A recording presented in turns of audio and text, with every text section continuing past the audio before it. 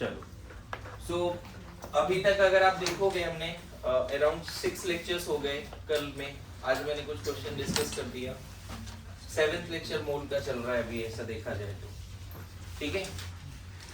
तो इसमें अब हम लोग आ गए problem related to chemical equation. क्या आ गए? Problem related to chemical equation, ठीक है। अभी तक हम क्या कर रहे थे? इंडिविजुअल कंपाउंड मॉलिक्यूल पे बातें कर रहे थे। CO2 दिया है तो उसका मास, मोल, वॉल्यूम बताओ। अभी तक कोई भी रिएक्शन की बातें नहीं चल रही थी। चल रहा था क्या? नहीं, ठीक है। सो केमिकल रिएक्शन क्या है, केमिकल इक्वेशन क्या है, केमिकल इक्वेशन में बैलेंस केमिकल इक्वेशन का क्या मतलब होता है, अनबैलेंस केमिकल इक्वेशन का क्या मतलब होता है, रिएक्टेंट क्या है,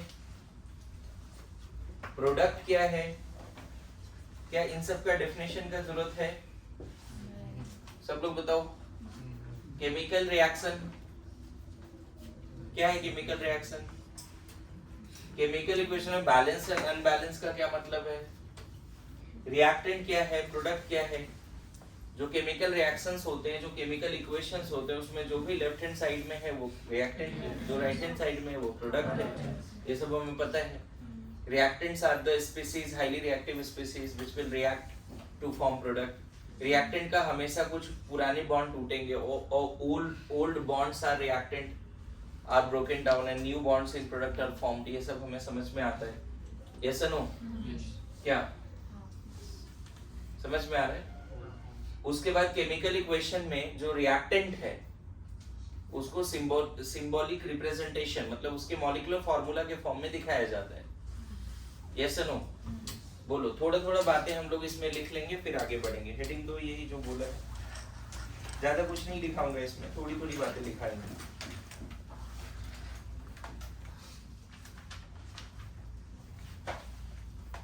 जिसको नहीं लिखना है चलेगा, लिखना है तो लिख सकते हैं। Chemical reaction is the process in which two or more substance react each other, interact each other and new substance are formed, है ना। It is the process in which two or more substances interact with each other, it is the process in which two or more substances interact with each other and form new products, new substance formed, new substance where old bonds are broken and new bonds are formed, ठीक है। It is the process in which two or more substances interact with each other and form new substance where old bonds are broken and new bonds are formed, ठीक है। Chemical reaction हो गया। दूसरा, chemical equation भी लिखना है। It is the symbolic representation of chemical reaction. Chemical equation का definition लिखो। It is the symbolic representation of chemical reaction, it is the symbolic representation of chemical reaction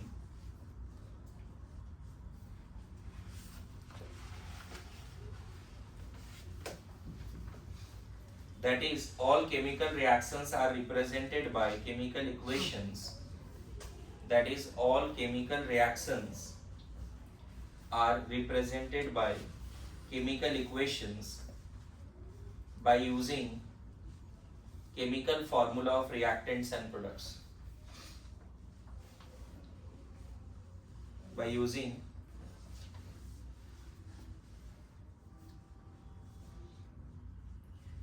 that is all chemical reactions are represented by chemical equations by using chemical formula of reactants and products,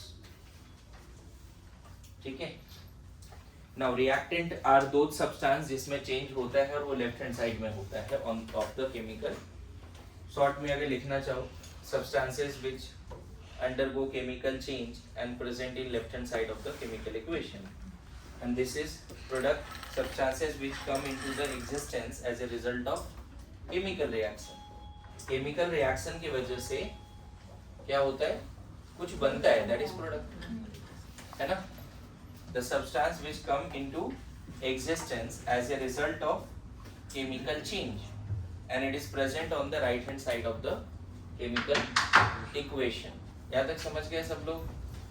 बोलिए। तो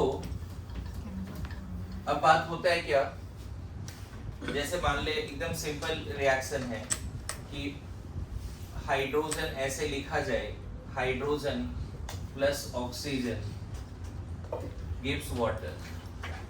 तो this is not, ये chemical reaction जरूर है but chemical equation नहीं। Chemical equation में आपको जो रिएक्टेंट है उसको सिंबॉलिक फॉर्म में लिखना है ना, और जो प्रोडक्ट है उसको भी सिंबॉलिक फॉर्म में लिखना है। This is chemical equation. Now chemical equation में अगर all the elements are balanced, reactant में जितने डिफरेंट एटम है प्रोडक्ट में भी उतना ही एटम है, तब हम उसको बोलते हैं बैलेंस केमिकल इक्वेशन। क्लियर है? अभी ये बैलेंस फिलहाल नहीं है, इसको बैलेंस करना है तो फिर यहाँ पे 2 और यहाँ 2 आ जाएगा। Is it balance now? So now this is balance chemical equation. इसीलिए हमने बोला केमिकल इक्वेशन का 2 टाइप है, balance and unbalanced. Balance chemical equation, unbalanced chemical equation. मैं बताऊं दोनों इक्वेशन से ये तो जरूर पता चल जाता है कि रिएक्टेंट क्या है और प्रोडक्ट क्या है, क्योंकि अनबैलेंस्ड हो या बैलेंस्ड हो, है ना, अनबैलेंस्ड केमिकल क्या लिख सकते हैं, अनबैलेंस्ड केमिकल इक्वेशन, शॉर्ट में ऐसे लिख देते हैं। दोनों से ये जरूर पता चल जाता है कि रिएक्टेंट क्या है और प्रोडक्ट क्या है, बट ये ज्यादा इंफॉर्मेशन देता है। बैलेंस केमिकल इक्वेशन ये बताता है एग्जैक्टली कि how the reactants are reacting and how the products are forming. मतलब इसके जो कोफिशिएंट्स होते हैं, स्टोइकियोमेट्रिक कोफिशिएंट, उसी के बेसिस पे क्वेश्चन बनता है। And we are dealing with those questions only कि बिना बैलेंस किए आप अभी फिलहाल के लिए क्वेश्चन सॉल्व नहीं कर पाओ, है ना। मूल का 2 पार्ट है, एक मूल कंसेप्ट 1 है, एक मूल कंसेप्ट 2 है। मूल कंसेप्ट 1 में बैलेंस करना ही पड़ता है, ऐसे समझ लो। मूल कंसेप्ट 2 में रिडॉक्स वगैरह जब रिएक्शन है वहां पे अनबैलेंस करके भी क्वेश्चन बन जाते हैं। क्लियर है? बैलेंस नहीं है तो भी बन जाता है वहां पे क्वेश्चन, लेकिन यहाँ पे अभी हम लोग ऐसे बेसिक क्वेश्चन सीखेंगे जिसमें हमें इसको बैलेंस करने का जरूरत पड़ेगा। क्लियर है? और अभी पहला होमवर्क यहाँ पे यही होने वाला है कि हम लोग बहुत सारे रिएक्शन को बैलेंस करना सीखें पहले, तब तो हम क्वेश्चंस कर पाएंगे। ठीक है? जैसे मान लो कोई रैंडम रिएक्शन आ गया C+CO2 गैस, क्या बनेगा? अब बहुत बार ऐसा होता है कि प्रोडक्ट दिया रहेगा और बहुत बार खुद गेस करना पड़ेगा कि प्रोडक्ट क्या बन सकता है ना। तो कुछ रिएक्शन ऐसे हैं जिसका अगर तुम्हें नहीं पता है तो ऑब्वियसली चीजें सॉर्ट आउट नहीं होगी। कार्बन प्लस CO2 अगर एक्सट्रीम बर्निंग करें, CO2 पता है CO2 कंबशन में हेल्प कर देता है, ऐसे मेन तो कंबशन में हेल्प कौन करता है? O2, लेकिन CO2 के प्रेजेंस में भी कंबशन होता है ना, दैट इज इनकम्प्लीट कंबशन। इस केस में कार्बन मोनोऑक्साइड बन जाता है, ये एक तरह से फ्यूल है। हम O2 गैस के प्रेजेंस में रिएक्शन कराते तो CO2 बन जाता। तो हमें ऐसे बहुत सारे रिएक्शंस ढूंढने पड़ेंगे और उसको बैलेंस भी करना पड़ेगा before going to solve the questions, है ना। और इसमें जैसे C+O2 है और यहाँ पे CO2 बना दिया, तो ये बैलेंस भी अभी भी लग रहा है बैलेंस है, कोई दिक्कत ही नहीं। C+O2 ले लिया ना, तो बैलेंस है। तो क्या पता चलता है बैलेंस केमिकल इक्वेशन से कि how they are reacting. Unbalance chemical reaction को स्केलेटन रिएक्शन भी बोलते हैं। उससे जस्ट आइडिया लगता है कि रिएक्टेंट और प्रोडक्ट क्या क्या है। क्लियर है? अब देखो बैलेंस केमिकल इक्वेशन के कुछ फंडे हैं। उसमें एक तो बात बोला ना कि एटम्स क्या होना चाहिए 100%। यहाँ पे कितने कार्बन है? 2। तो यहाँ पे देखो 2 कार्बन दिख रहे हैं। ऑक्सीजन कितने हैं? 2। तो यहाँ भी 2 दिख रहे हैं, बैलेंस है। Balance chemical equation must have all the atoms same on both the side, left hand side and right hand side, as well as the charge must also be balanced. जैसे मान लो अगर ऐसा Fe+2 और यहाँ पे Fe+3, so this is not balance equation. Iron तो balance है, iron balance है या नहीं है? देखो, बट क्या चार्ज बैलेंस है? नहीं। तो balance chemical equation must have same charge on both side. तो उधर एक इलेक्ट्रॉन लिखना पड़ेगा हमें, अब अगर इधर एक इलेक्ट्रॉन लिया, इधर नेट चार्ज कितना है +2 और इधर भी नेट चार्ज कितना है +2। सो बहुत लोग क्या करते हैं, बैलेंस का मतलब बस एटम बैलेंस करो, चार्ज बैलेंस है या नहीं उससे फर्क नहीं पड़ता, you have to balance the charge also. This is the meaning of balance chemical equation. मेरी बात समझ में आ रहा है?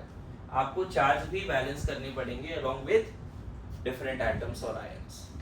ओके, थोड़ा सा लिख लो जल्दी, मतलब बैलेंस केमिकल इक्वेशन किसको बोलते हैं, थोड़ा सा लिख लीजिए।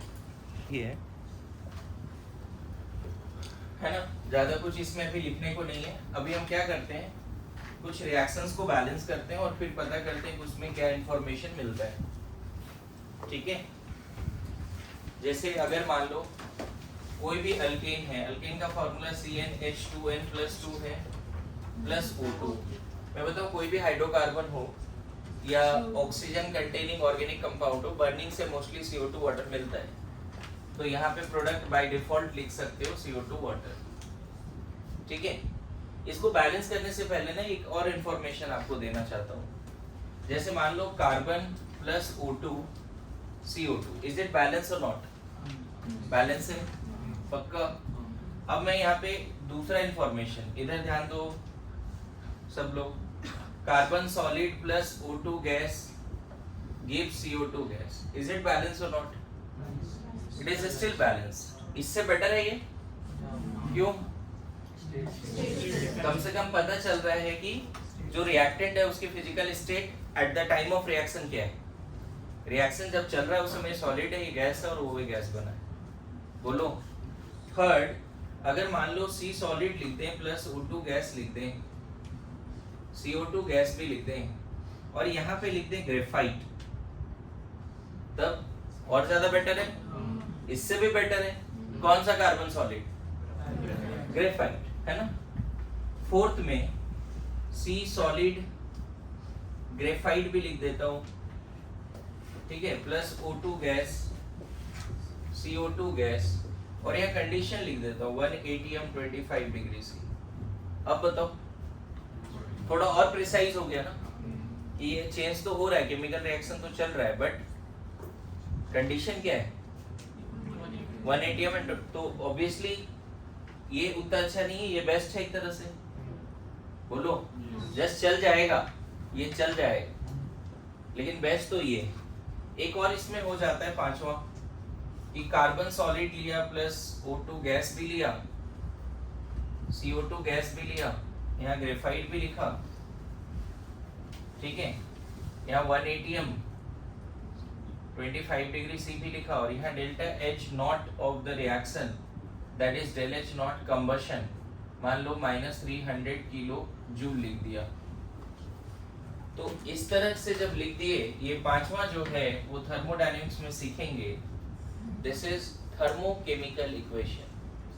बैलेंस तो है ही, लेकिन इसका नाम क्या है? Thermochemical equation. थर्मोकेमिकल इक्वेशन समझ में? मतलब रिएक्शन के बगल में what is the heat exchange between system and surrounding लिख दे तो वो थर्मोकेमिकल इक्वेशन।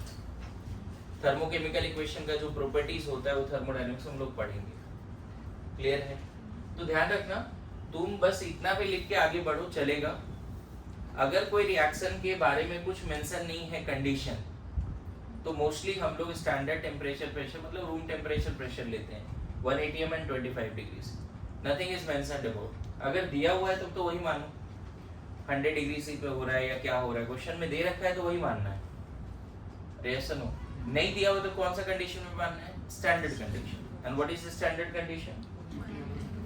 ठीक है, तो आज के बाद क्वेश्चन को एनालाइज करो इस तरह से कि रिएक्शन को समझो कि हाँ ये तो बेस्ट तरीका है लिखने का। इसको भी लिख के रखिए, है ना। इसमें तुम लिख सकते हो ये गुड है ना, ये बेटर है, ठीक है, एंड ये बेस्ट है। और इसका जरूरत कब पड़ेगा? Thermodynamics, thermochemical equation. बताइए, जब भी चेंज आ रहा है, 1 मोल कार्बन बर्न हो रहा है कंप्लीटली, तो इतना एनर्जी रिलीज होगा। ये रिएक्शन क्या बताता है? जब 1 मोल कार्बन कंप्लीटली बर्न होता है in the presence of O2, so we get 300 kilojoule energy, या 300 kilojoule energy is transferred to surrounding. Clear है? लिखिए। अब बैलेंस कीजिए। चलिए अल्केन को O2 के प्रेजेंस में बर्न करेंगे। थोड़ा थर्मोकेमिकल इक्वेशन का आइडिया लग गया आप लोगों को, है ना? बेस्ट क्या है समझ में आ रहा है? नाउ इसको अगर हमें यहाँ पे कितने नाइट्रोजन कार्बन है n, तो यहाँ n कर दें, बोलो sure? Yes no? Okay. Hydrogen इधर 2n+2 है, तो यहाँ पे n+1 करेंगे तो भी हो जाएगा 2n+2। देखो n × 2 2n हो गया, बोलो n+1 × 2 हो गया 2n+2। यहाँ पे तो क्या क्या बैलेंस हो चुका है अभी तक? कार्बन एंड हाइड्रोजन, है ना? अब इधर देखो ऑक्सीजन कितना है? 2n + n+1। कैसे? ऑक्सीजन इधर कितना है? n × 2 और n+1 × 1। ऑक्सीजन इधर कितना है? 3n+1। बोलो 3n+1। तो यहाँ पे हमें क्या करना पड़ेगा? 3n+1/2 करना पड़ेगा। एग्री? अब देखो सब बैलेंस है, बताओ है क्या? कार्बन कितना n है तो कार्बन n हो गया। हाइड्रोजन 2n+2 तो यहाँ 2n+2 हो गया। ऑक्सीजन इधर कितना है बताओ? 3n+1/2 × 2 तो 3n+1 हो गया। और उधर भी हाइड्रोजन ऑक्सीजन कितना है? बोलो। तो ये हमने अल्केन को बैलेंस कर दिया जनरल फॉर्मूला के टर्म्स में। अब यहाँ होमवर्क क्या है? n का वैल्यू 1 2 3 4 5 मतलब पेंटेन तक आपको रिएक्शंस बैलेंस करने हैं। जल्दी राइट नाउ। CH4 n का वैल्यू 1 रख दो हर जगह पे, देखो क्या मिलता है ना? या फिर तुम इसको मत यूज करो, डायरेक्ट इस तरह से बैलेंस करो। CH4 + O2 ये भी क्या देगा? CO2 water. तुम शॉर्टकट यूज मत करो। यहाँ कार्बन 1 है, कार्बन 1 है, कार्बन बैलेंस है। हाइड्रोजन यहाँ पे 2 है, यहाँ 2 से मल्टीप्लाई करो, हाइड्रोजन बैलेंस हो गया। बोलो। अब ऑक्सीजन उधर कितना है जल्दी बता? 2 + 2 4, तो यहाँ 2 कर दे। एक एक्सेस क्या था तुम्हारे पास कि तुम n का वैल्यू हर जगह 1 रख के सॉल्व करके लिख दो, और एक था कि नहीं सर हम अलग अलग बैलेंस करेंगे, हम ज्यादा सीखेंगे। क्या बोलो? मीथेन अगर करना है तो ethane C2H6 + O2 again CO2 water, क्या लिख दें? यहाँ पे 2 कार्बन है, यहाँ पे 3 हाइड्रोजन 6, कार्बन 2 हाइड्रोजन 6 हो चुका है। बोलो। ऑक्सीजन इधर कितना है? 4 + 3 7 7/2 कर दो, यहाँ पे हो गया बैलेंस। Yes no? अगर नहीं समझ में आ रहा है n का वैल्यू रख दो 2, देखो 7/2 आ जाएगा। मैं तो बोलूंगा इंडिविजुअली बैलेंस कीजिए इसको पेंटेन तक, लेकिन अगर नहीं हो रहा है तो एक बार फॉर्मूला में पुट करके क्रॉस चेक कर लेना कि सब बैलेंस है या नहीं है। डन?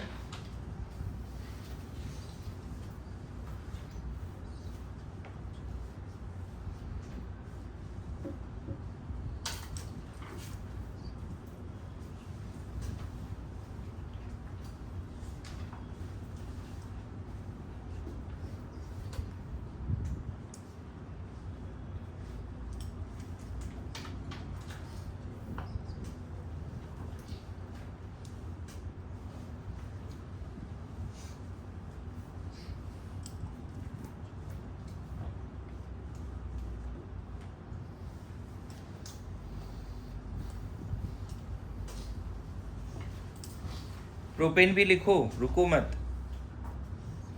क्या मैं पूरा लिख दूं या फिर हो जाएगा खुद से? पक्का? C3H कितना? 8 ना? फॉर्मूला सही लिखना। Propane C3H8 CO2 + water, carbon 3 oxygen 4 8 है तो यहाँ पे 4 कर दे। टोटल हो गया 4 ऑक्सीजन और इधर 6, तो यहाँ 5 कर दो। देखो शायद इसमें भी गलत किया है कुछ लोगों ने, है ना?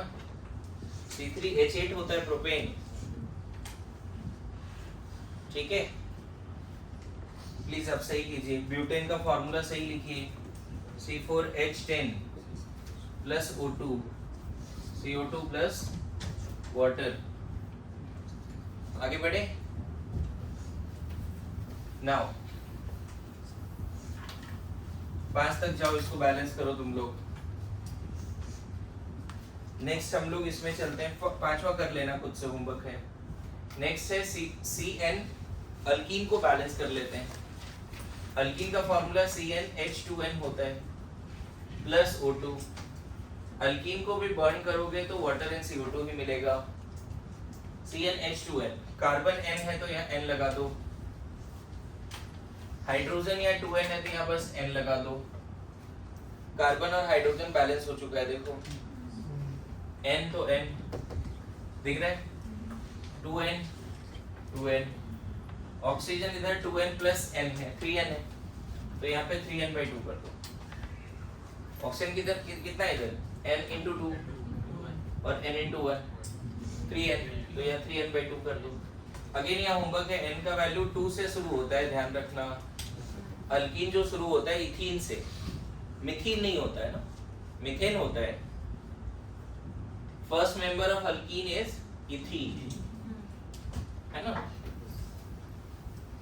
तो एक मैं कर भी देता हूँ, C2H4 है तो CO2 वाटर। इथीन में कार्बन यहाँ 2 है तो यहाँ 2 लिख दिए, हाइड्रोजन यहाँ 4 है तो यहाँ 2 लिख दिए, ठीक है।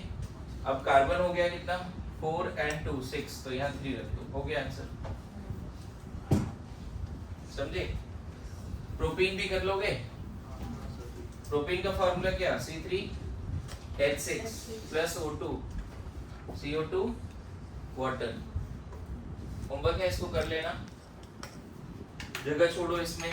अब ethyne CN, alkyne CnH2n-2 plus O2 again CO2 plus water. Alkyne, carbon तो अभी भी N है तो यहाँ N तो लगाना ही पड़ेगा, कार्बन N है, N लगा देते हैं। हाइड्रोजन यहाँ 2n-2 है, यहाँ n-1 लगा दो, देखो हो जाएगा, हो गया।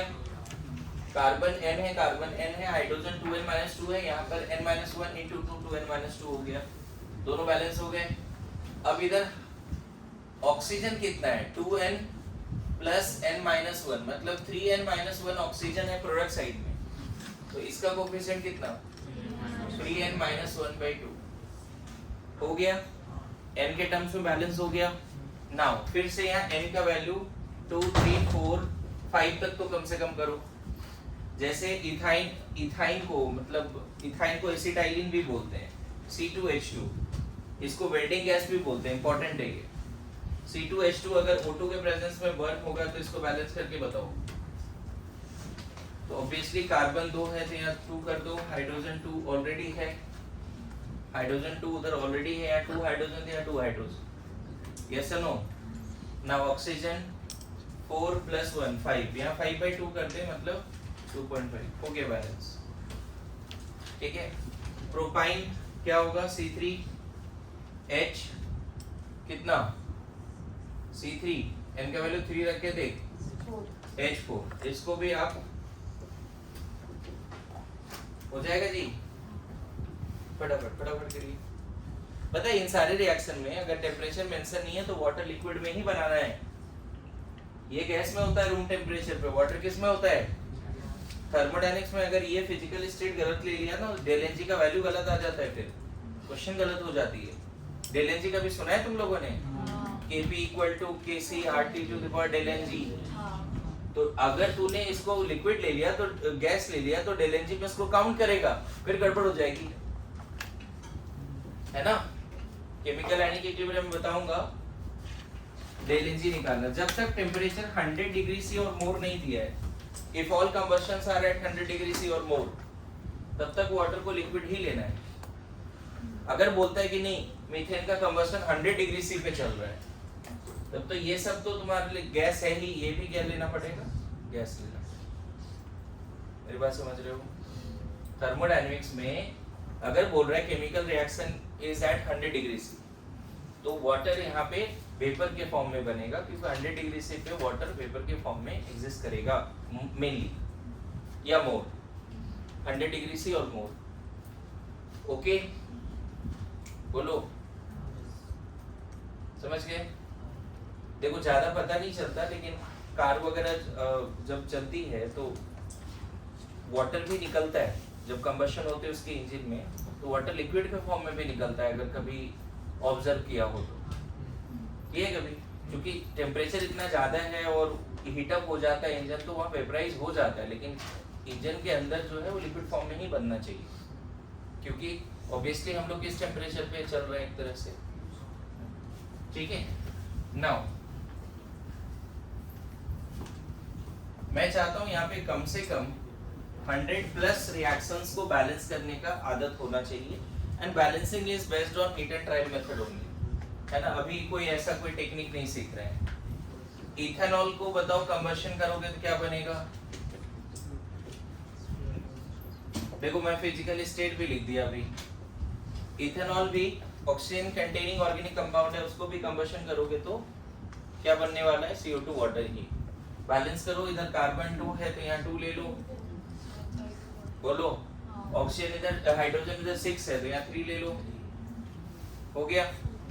ऑक्सीजन टोटल हो गया 4 और 3 7 में एक तो यहाँ ऑलरेडी तो यहाँ 3 ले लो। नहीं, एक ऑक्सीजन इधर है ना इथेनॉल पे, बोलो, समझ गए? अब इसका डेलेंजी निकालोगे तो, अगर तुम्हें पता है थोड़ा बहुत भी डेलेंजी का आइडिया है, तो प्रोडक्ट का कोफिशिएंट्स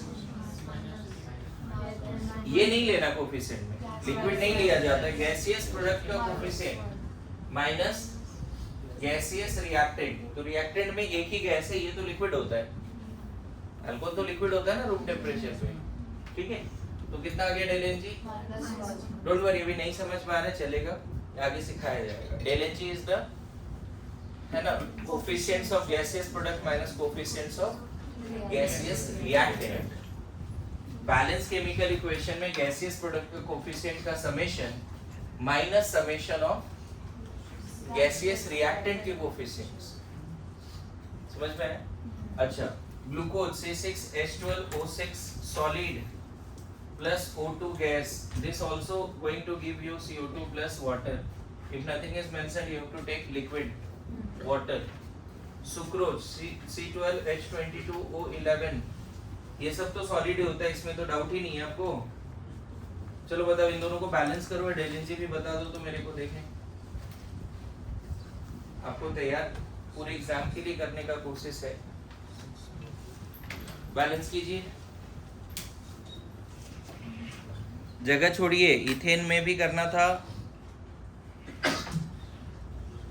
सो इस केस में बैलेंस करोगे, यहाँ पे 6 आएगा, नहीं यहाँ 6, यहाँ 12 है तो यहाँ पे 6 आएगा। 12 प्लस 6 18 ऑक्सीजन है, 18 में तो 6 यहाँ ऑलरेडी है। इधर ऑप्शन कितना है? 2 into 6 और 6 into 1, 18 ऑक्सीजन है। 18 में 6 यहाँ ऑलरेडी है तो यहाँ पे 6 करना पड़ेगा ताकि 12 इधर हो जाए। तो 6 प्लस 12 और 18 और उधर भी 18। देखो यहाँ पे गैसियस प्रोडक्ट में ये है, गैसियस रिएक्टेंट में ये है। डेलेंजी कितना? 0, है ना। दो बातें हैं बच्चे, एक Kp इक्वल टू होता है Kc RT to the power delta n g. तो पता है इस रिएक्शन के लिए Kp इक्वल टू Kc हो जाएगा, नहीं इस रिएक्शन के लिए। और एक और फॉर्मूला होता है thermodynamics, del H equal to del E plus del Ng RT, पता नहीं सुना या नहीं। तो इस रिएक्शन के लिए del H equal to del E हो जाएगा, मतलब heat release at constant pressure is equal to heat release at constant volume, that is change in internal energy is equal to change in enthalpy, अगर del H पता है तो। चलो अभी हम कुछ और पढ़ा रहे हैं, लेकिन थर्मोडायनामिक्स में जा रहे हैं क्योंकि इसको बैलेंस करने का इंपॉर्टेंस समझाने का कोशिश है। यहाँ पर 12, यहाँ पे 11, हाइड्रोजन 22 है तो उधर 11 तो करना पड़ेगा ना। ऑक्सीजन टोटल कितना हो गया? 24 प्लस 11, तो 11 तो यहाँ ऑलरेडी है, तो हमें 24 और चाहिए, तो यहाँ कितना करते हैं?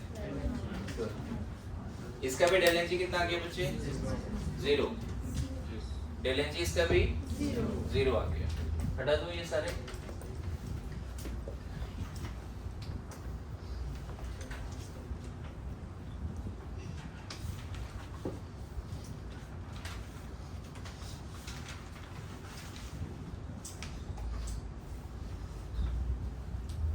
पहला तो हो गया होगा।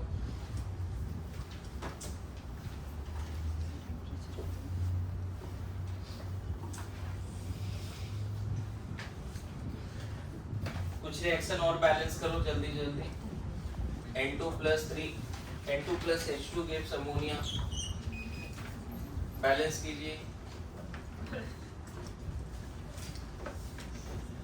Magnesium plus N2 gives magnesium nitride,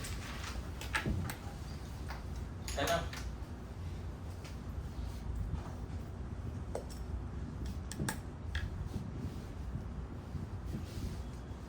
aluminium plus O2 gives Al2O3।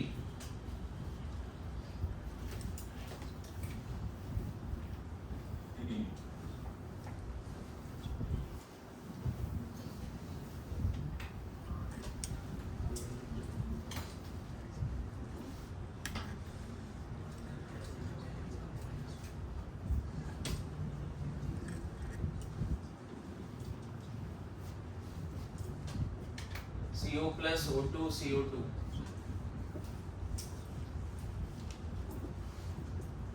KClO3 KCl plus O2।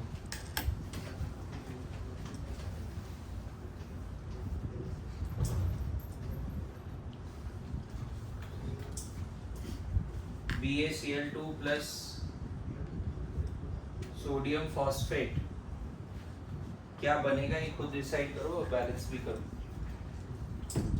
This is just ion exchange reaction.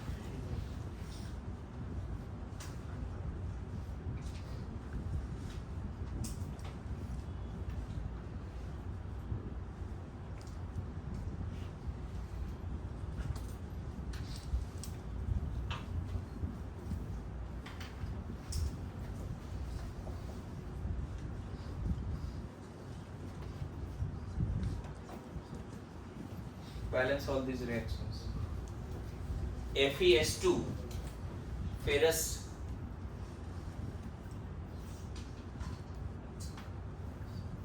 FeS2 plus O2 gives Fe2O3 and SO2।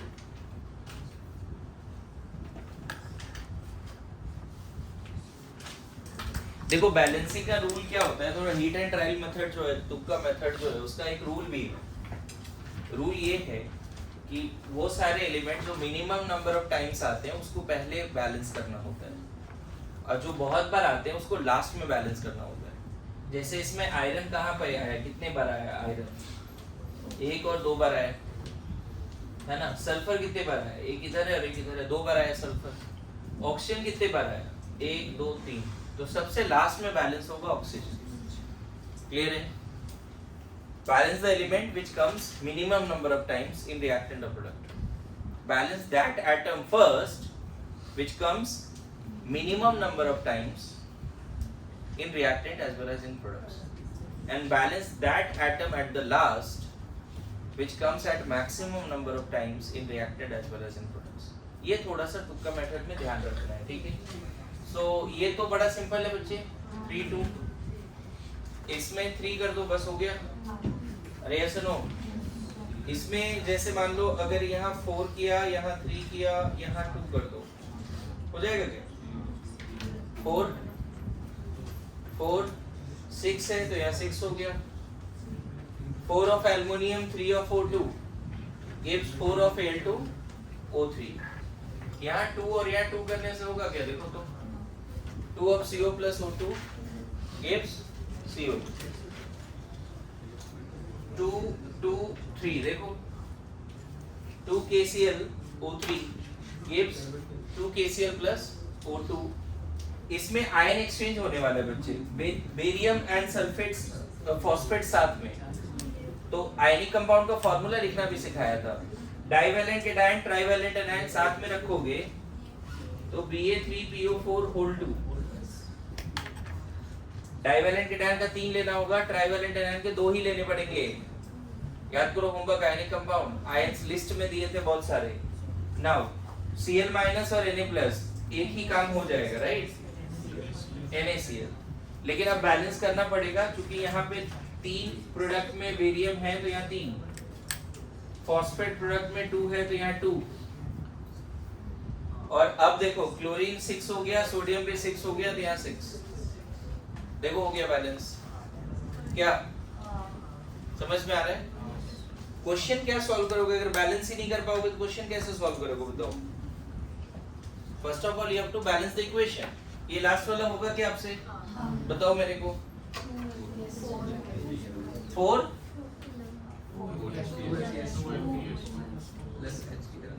2 4 11 फिर 2 8, ये सही है। आप मैच कर लेना। ओके, अच्छा वो 11/2 होता है। 11/2 को थ्रू आउट फ्रैक्शन में मत रखो, फ्रैक्शन में मत रखो, थ्रू आउट 2 से मल्टीप्लाई कर दो, जो भी आया रख सकते हैं फ्रैक्शन में, दिक्कत नहीं है ना। बोलो डन।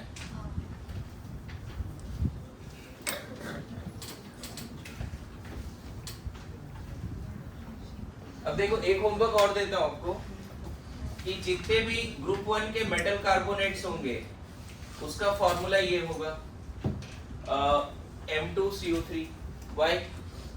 ग्रुप 1 पे क्या होता है? +1 है ना, लिथियम पे +1 है, कार्बोनेट पे -2। तो फॉर्मूला क्या लिखोगे? Li2CO3 Na2CO3 K2CO3। मतलब अब सिंगल रिएक्टेंट ले रहा हूं मैं। अभी तक देख रहे हो एक से ज्यादा रिएक्टेंट था। नाउ दिस रिएक्शंस आर 9-10 में पढ़े हम लोग ऐसे, डिकम्पोजिशन, डिसोसिएशन। एक ही रिएक्टेंट होते हैं, बहुत सारे प्रोडक्ट्स बनते हैं। यस और नो? Rb2CO3 है ना, CH2CO3, इन सब का प्रोडक्ट सोच के लाना है। जैसे रिसर्च ये बोलता है कि ये सारे कितना भी हीट कर लो डिसोसिएट नहीं होता। This carbonates are highly stable. कितना भी हीट कर लो डिसोसिएट नहीं होता, मेल्ट हो जाता है। जैसे होता है ना कि आइस को हीट करो तो वाटर बनता है, कुछ गैस निकलता है अंदर से, CO2 वाटर नहीं, सिंपली क्या बनता है। इसी तरह ये सब सारे सॉलिड है, यानी compounds are mostly solid and they on dissociation can emit some gas, can give some gas, but ये इतने ज्यादा थर्मोडायनामिकली स्टेबल है कि हीट करने के बाद ये ब्रेक नहीं होता, मेल्ट हो जाता है। ये ब्रेक हो जाता है बच्चे, Li2O + CO2। ध्यान रखना ये खुद भी सॉलिड है और ये भी सॉलिड है, ये गैस। तो आपको होमवर्क क्या है? जितने भी कार्बोनेट्स हैं ग्रुप 1 ग्रुप 2 के, जितने भी बाइकार्बोनेट्स हैं ग्रुप 1 ग्रुप 2 के, है ना, ग्रुप 1 के बाइकार्बोनेट्स क्या होगा बताओ? MHCO3। वाई? क्योंकि ग्रुप 1 में मेटल में जैसे लिथियम पे +1 है और बाइकार्बोनेट पे एक ही माइनस होता है, तो इसका फॉर्मूला LiHCO3 NaHCO3। ऐसे चलेगा? सो इसके डिसोसिएशन से क्या बनेगा बताना है आपको, है ना। ग्रुप 2 का जो मेटल कार्बोनेट होता है उसका फॉर्मूला होता है MCO3, क्योंकि ग्रुप 2 में +2 होता है बच्चे और कार्बोनेट में कितना होता है? -2। जैसे beryllium carbonate, magnesium carbonate, calcium carbonate. So you have to find the product of all these reactions. Now group 2 में बाइकार्बोनेट्स का फॉर्मूला क्या होगा बच्चे? बाइकार्बोनेट मेटल पे +2 है और बाइकार्बोनेट पे तो -1 है, तो इसका फॉर्मूला होगा MHCO3(2). Bicarbonates like beryllium bicarbonate BeHCO3(2), magnesium bicarbonate, है ना, कैल्शियम बाइकार्बोनेट। तो मुझे ना अभी फिलहाल आपसे ये हेल्प चाहिए कि आप इन सब का प्रोडक्ट लिखना सीखो। टोटली कोई मैकेनिज्म नहीं याद रहे तो अच्छी बात है। क्लियर है? लिखो। देखिए कम से कम आप ऐसे समझ लो कि यहाँ पे 100-200 रिएक्शन बैलेंस भी कर लें और क्या प्रोडक्ट बने वो भी थोड़ा पता कर लें। जैसे ग्रुप 1 का अगर मेटल नाइट्रेट है तो इसका फॉर्मूला तो ये हो जाएगा, जैसे लिथियम नाइट्रेट क्या बनेगा, जगह छोड़ना इसमें sodium nitrate, potassium nitrate, rubidium nitrate, caesium nitrate सबका। ग्रुप 2 का जो नाइट्रेट का फॉर्मूला होगा MnO3 क्यों ऐसा, क्यों ऐसा बताओ? मेटल पे +2 है और नाइट्रेट पे -1 है, तो मेटल का 1 और नाइट्रेट का 2। आयनिक कंपाउंड लिखना सिखाया है। जैसे इसमें BeNO3 एंड सो क्या बनेगा, जगह छोड़ना है, अभी सोचना है आपको बस, ठीक है? जगह छोड़ के रखिए। उस ग्रुप का हर मेंबर का नाइट्रेट का हीटिंग का प्रोडक्ट लिख के लाना है। इस ग्रुप के हर, समझ गए? बोलो नाउ। जैसे मान लो एक बात इधर, जैसे मान लो अमोनियम सॉल्ट है, अमोनियम सल्फेट के हीटिंग से क्या बनेगा, है ना? अमोनियम कार्बोनेट की हीटिंग से क्या बनेगा, अमोनियम नाइट्रेट के हीटिंग से क्या बनेगा, अमोनियम नाइट्रेट NH4, अमोनियम में +1 है, नाइट्रेट में -1 है, तो यहाँ (2) करने का जरूरत नहीं है। अमोनियम नाइट्रेट के हीटिंग, नाइट्राइट के हीटिंग से क्या बनेगा, अमोनियम नाइट्राइट। अमोनियम डाइक्रोमेट भी ले सकते हो बच्चे, उसके हीटिंग से क्या बनेगा। मोस्टली लॉजिक ये बोला जाता है कि जो एनायन है अगर नॉन ऑक्सीडाइजिंग है तो अमोनिया गैस निकलता है। जैसे sulphate and carbonate oxidising agent नहीं है, ऑक्सीडाइजिंग एजेंट होता है नाइट्रिक एसिड, मतलब नाइट्रेट आयन। ऑक्सीडाइजिंग एजेंट होता है KMnO4, K2Cr2O7। तो इन दोनों में तो अमोनिया निकलेगा, वो रिसर्च करना। नाइट्रेट ऑक्सीडाइजिंग एजेंट है, इसमें N2O निकलता है, लाफिंग गैस N2O, इसमें निकलता है N2 गैस। यहाँ पे देखना क्या होगा, ये भी ऑक्सीडाइजिंग एजेंट है। अगर एनायन ऑक्सीडाइजिंग नेचर का होता है तो N2 या N2O बनता है। ऐसा ये सब टॉपिक हम लोग आगे चल के सीखेंगे, अभी बस बैलेंसिंग के लिए बात कर रहा हूँ। अच्छा, कुछ ऐसे कार्बोनेट्स होते हैं बच्चे जो स्ट्रॉन्ग हीटिंग करने के बाद डायरेक्टली मेटल दे देता है। जैसे अगर इसको स्ट्रॉन्ग हीटिंग करोगे ना, 2 of silver solid plus CO2 gas plus ½ mole O2 gas मिल जाए, है ना? लेस रिएक्टिव मेटल है ना कार्बोनेट, सिल्वर। तो सिल्वर कार्बोनेट के हीटिंग से आपको 2 गैस मिलते हैं, CO2 as well as O2। वही अगर मर्क्यूरी कार्बोनेट है तो भी इसमें ऐसा ही होगा, mercury plus CO2 plus ½ mole O2।